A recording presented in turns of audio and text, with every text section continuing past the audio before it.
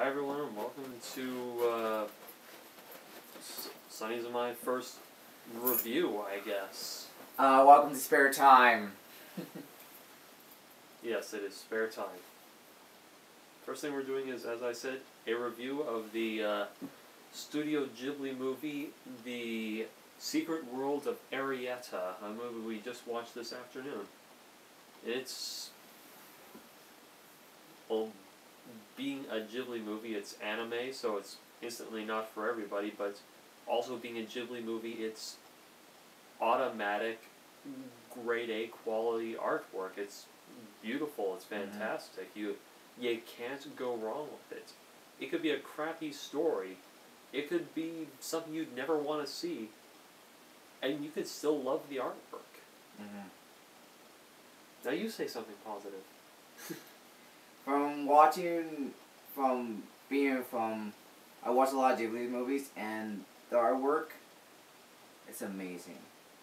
It feels like it's not, you're not watching a cartoon. It feels like you're actually there. It feels like that leaf, the way they drew it, is real. It's so perfect that it's realistically real. It's mind blowing. And this is coming from a time frame in 2012 where the majority of kids' movies at this point are being made in 3D, the new next big thing, because drawing just takes too much time now. Computers are good enough to work fast enough to get the movies out in a more profitable fashion, and drawing is becoming a lost art form. Well, plot is based off the book The Borrowers, which is basically people about this tall infesting a household, and they borrow stuff. Basically, borrow means things that the beings, like, so people like our size. We're not humans. We're beings. Yes. I like being a being. Yeah, beings won't miss. Basically, taking a cube of sugar. Strips of tape, tissue, things we don't count. Things we won't think it's missing. That's what they mean to borrow. Not because they ask for permission or anything, nah. Not because they intend to give it back, nah. It's a way of surviving. We'll never even notice. Alrighty, it's...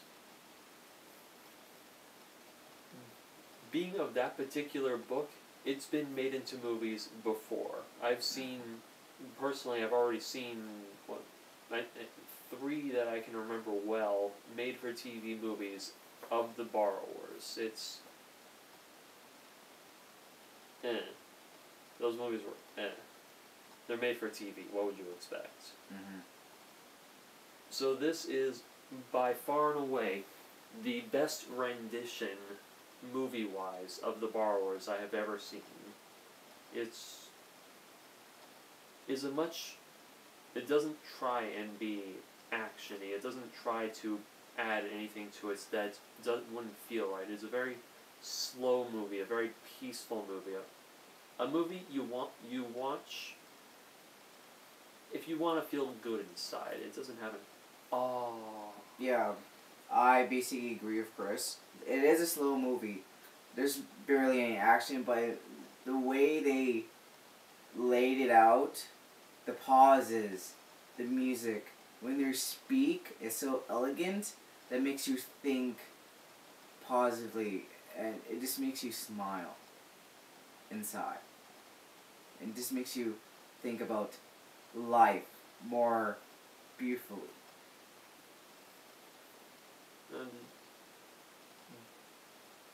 For a little while now, Studio Ghibli has had contracts with Disney so that they could have all of their older movies being redubbed by Disney-class voice actors. So, of course, it's going to be fantastic. They've had plenty of unknowns in their movies that turns out amazing because they found them. all the way to heavyweights like Patrick Stewart. He started in Shakespeare, went into Star Trek, and now he's been in a couple Ghibli movies now. Yeah, Patrick Stewart is a Shakespearean actor, and I love his work. I've seen videos of him play Macbeth, and it's amazing. Of course, being an anime, there's if you look for it, you can always see the characters moving their mouths when the speaking doesn't look right, but it's anime. That's going to happen, even with the highest of quality that comes from Disney. That's called lip syncing, and that's a very difficult technique. Basically, the actor record their voice, and now the technician has to sync their vocal with the lips of the cartoon, and that is a very difficult skill or technique or final touch they have to do. That's just a very picky thing. In this movie, like most everything else in it, it is very slow paced. It is very calm, and so when they have something that is meant to be funny or scary or just something to get your heart beating, it really works because it's so soothing. Mm-hmm. It's so you feel everything that happens, and it's in a much more magnified manner than you normally would if it was in an action movie. It's just one thrill ride to another. It has very varieties of emotions. It's very touching every scene they had. Accidentally, really, I have heard a bit about this film beforehand, and what professional critics and reviewers have said is that the relationship between the two main characters, the daughter borrower Arrietty, and the human being character Sean. Let's talk about a little bit more of the movie. This is a spoiler. Basically, in the beginning of the movie, we meet one of the characters, Sean. He just basically he's a young boy that was basically that indeterminate middle school age sort of character. He's a young youth. Basically, he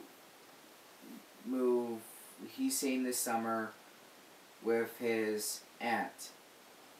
Older gal, nice lady.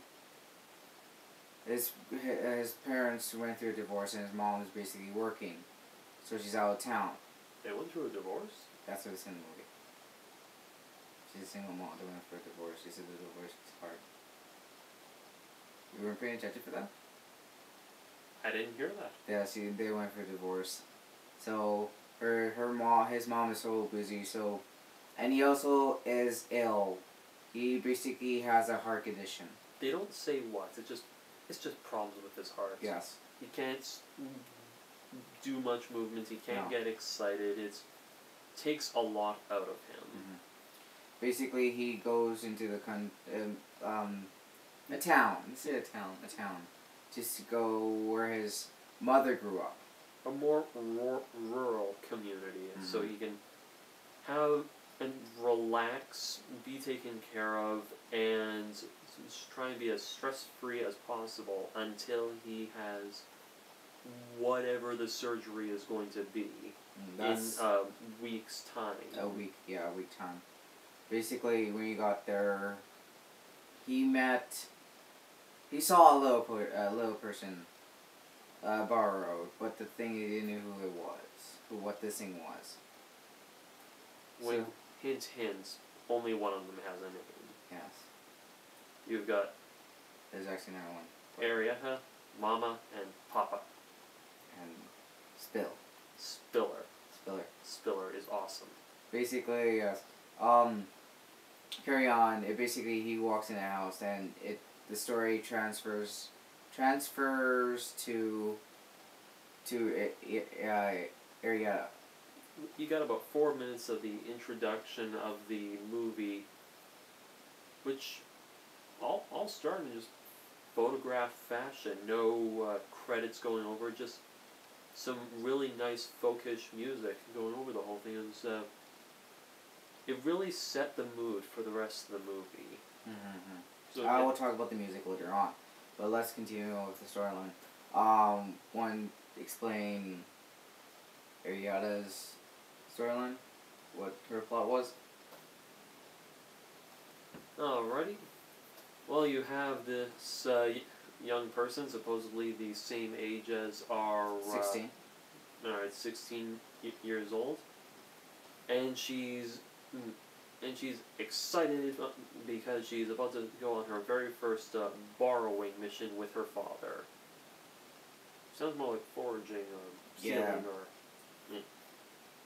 And so, stuff happens, and First, they have a small house underneath underneath the floorboard. It's yeah. a very strange place to put a house underneath the only trapdoor, though.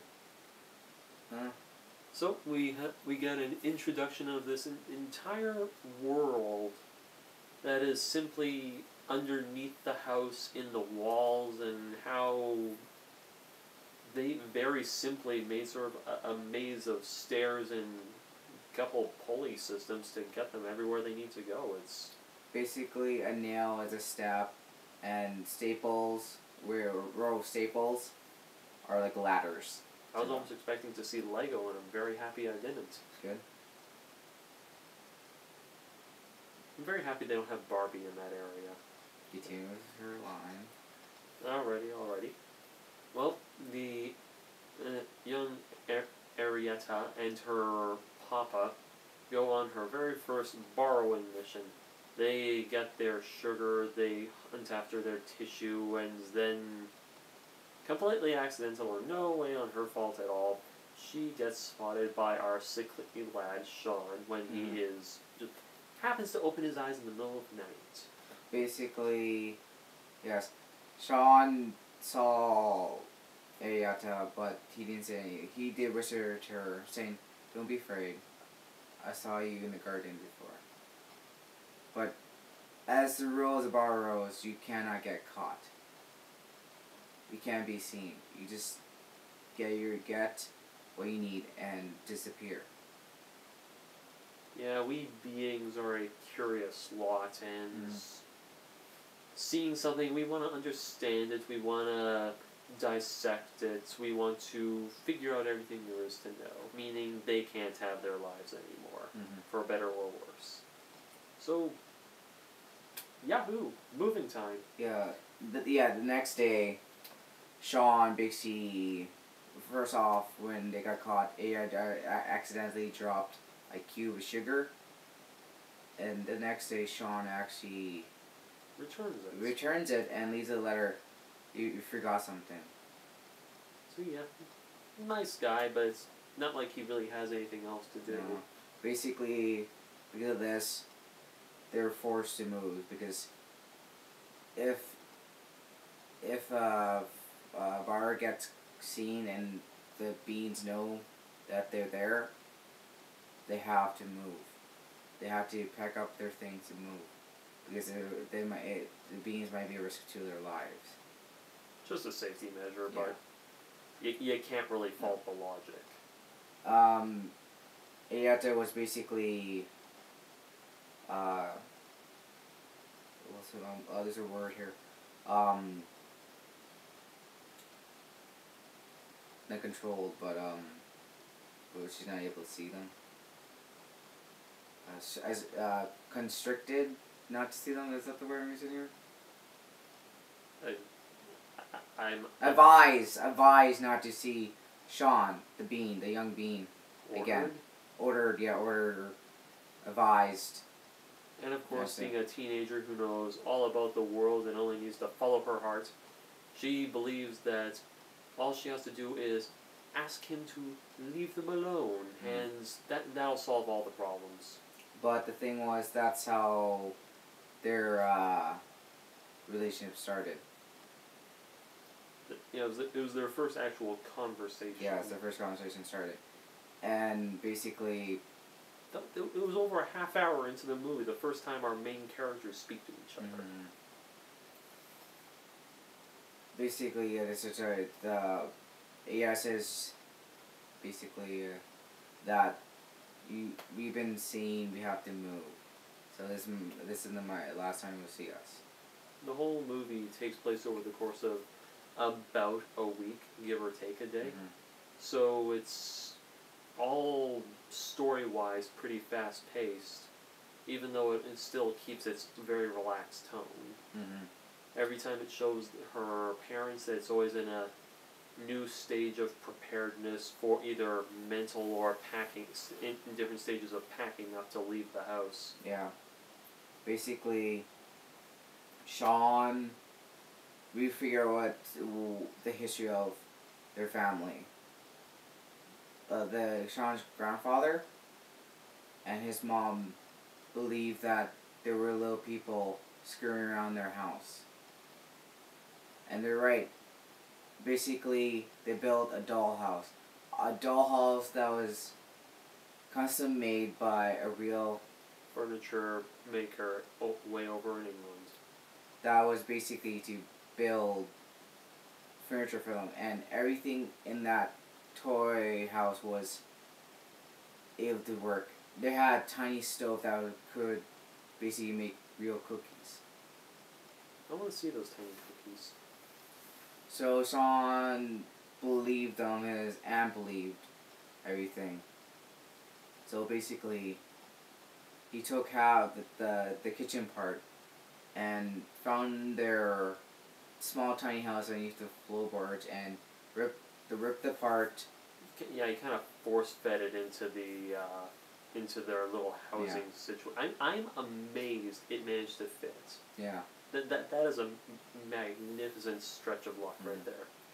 Yeah, because of that, they were rushed, and they need to leave because here's the villain, the housemaid.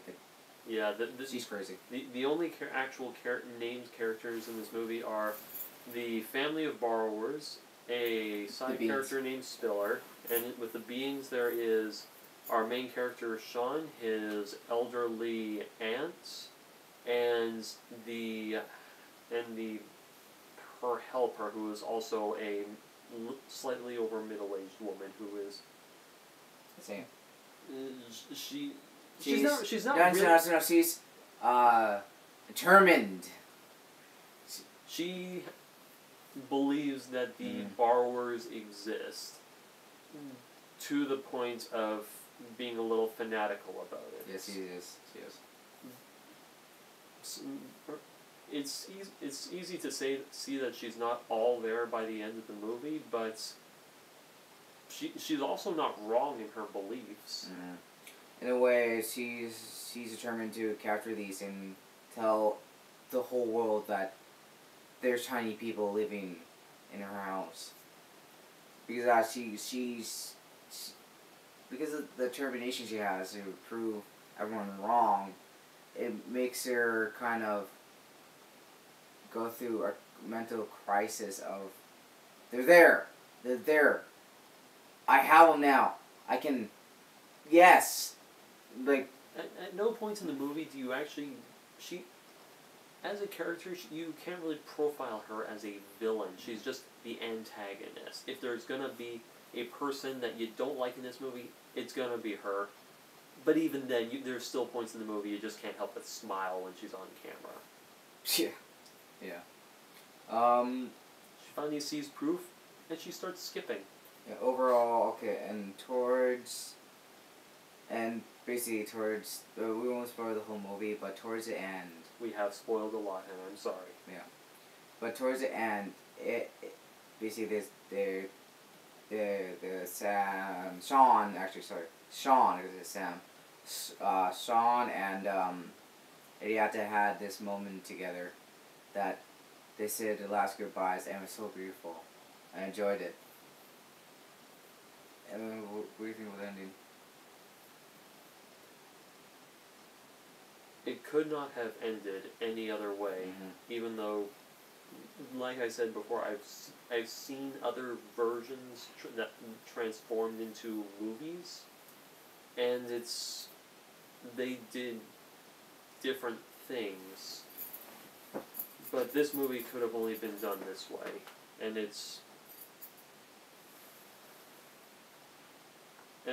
for its many highs and the very few lows that it has, the ending is definitely a high point in the movie. There's one or two moments that, like I said before, other people, other critiques, other proper reviewers, that they said that there was the slight hintings of a possible romance between the two that was creepy. I'm going to stop Chris right now because we're running out of time. But in our video, we will actually do a review, what we think about what we have problems with, the good things, the bad things. But right now, I just stopped the video right now. I was finally getting to my own critiquing mode. No worry, no worry. See ya.